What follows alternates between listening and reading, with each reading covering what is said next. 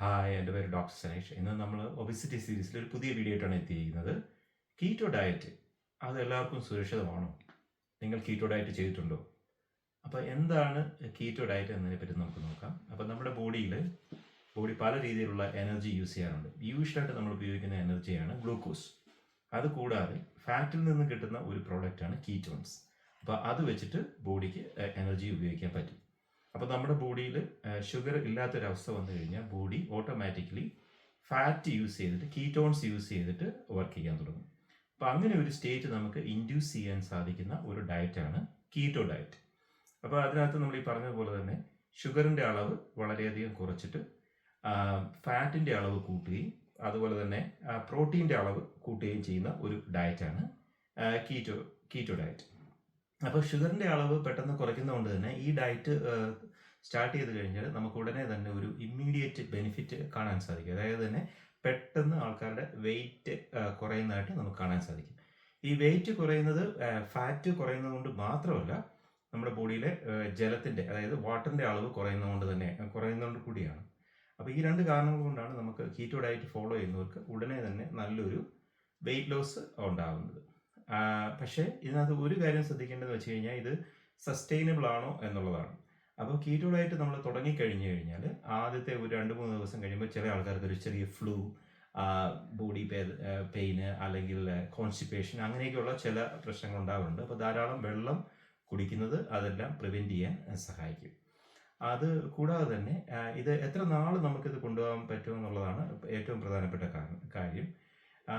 മിക്കവാറുള്ള ആൾക്കാർക്ക് കുറച്ചധികം നാളിത് കൊണ്ടുപോകാൻ സാധിക്കുമെങ്കിലും അത് കഴിഞ്ഞു കഴിഞ്ഞാൽ ഇതിനകത്തൊരു മൊണോട്ടണസ്, അതായത് നമുക്ക് പുതുതായിട്ടൊന്നും കഴിക്കാനില്ലാത്തൊരു അവസ്ഥ എത്തുകയും ഷുഗർ അടങ്ങിയ ആഹാരം കംപ്ലീറ്റ് ആയിട്ട് അവോയ്ഡ് ചെയ്യുന്നത് കൊണ്ട് തന്നെ അത് നമ്മുടെ മൂഡിനെയും നമ്മുടെ എനർജി ലെവലിനെയും ചില ആൾക്കാർക്ക് തലവേദനയും അങ്ങനെയൊക്കെ ഉണ്ടാവാൻ സാധിക്കും. അപ്പോൾ ഇതൊരു ലോങ് ടൈമിലേക്ക് സസ്റ്റൈനബിളായിട്ട് കൊണ്ടുപോകാൻ പ്രയാസമുണ്ട്.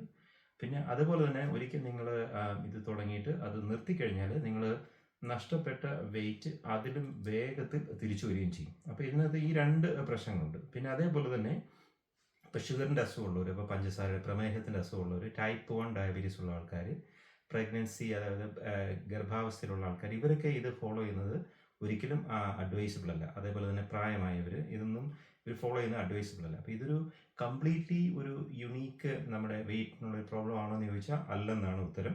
വളരെ സെലക്റ്റഡ് ആയിട്ടുള്ള ആൾക്കാർക്ക് ഒരു ഇമ്മീഡിയറ്റ് ഇഫക്റ്റിന് വേണ്ടി ഇത് യൂസ് ചെയ്യാമെങ്കിലും ഒരു ലോങ് ടേം ബെനിഫിറ്റ് ഇതിൽ നിന്നും കിട്ടുന്നത് വളരെ അപൂർവമാണ്.